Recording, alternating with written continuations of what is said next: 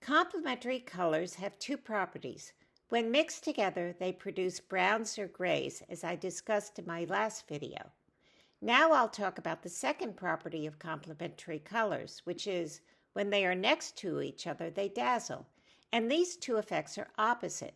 This one reduces saturation, and this one enhances color saturation.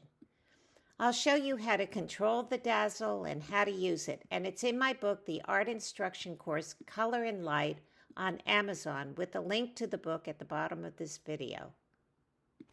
This is what I call the yikes effect, or optical dazzle, where complementary colors are next to each other at full saturation, so they vibrate or flicker.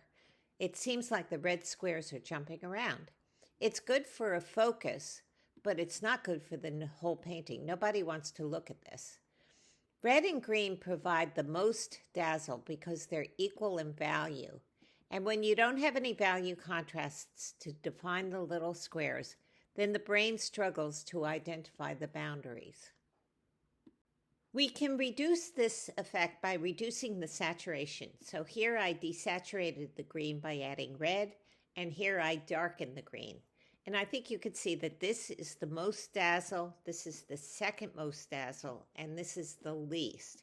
And that's because value contrasts are equal here.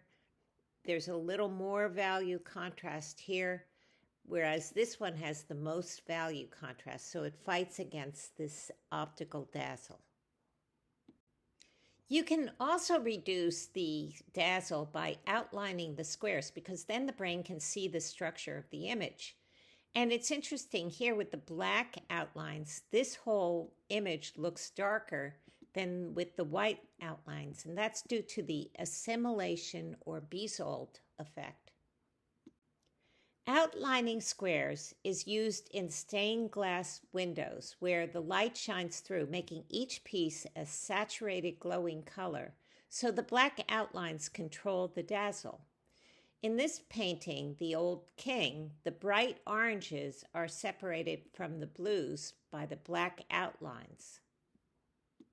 You can also reduce the dazzle by choosing a complementary pair that has more value contrast. So red and green have the same values, so that provides the most dazzle.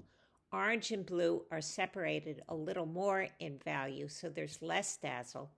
And yellow and violet are the lightest and the darkest colors, so they have the least amount of dazzle. Another way to reduce the dazzle is to shrink the red areas.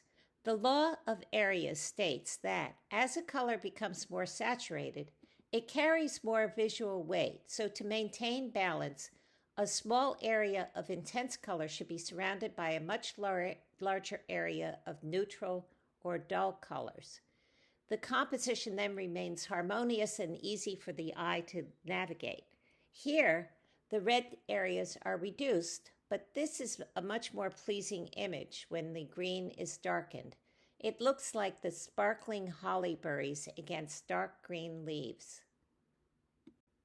Optical dazzle should be used at the focus where the saturation is maximum, and you begin the eye path with dull colors and gradually increase the saturation and contrast toward the focus.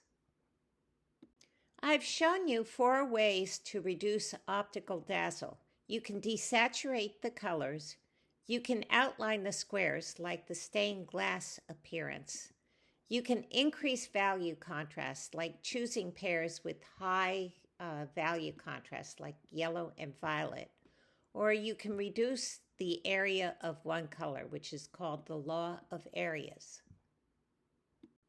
Check out my book, The Art Instruction Course, Color and Light. I'll leave a link to the book at the bottom of the video. And please remember to subscribe.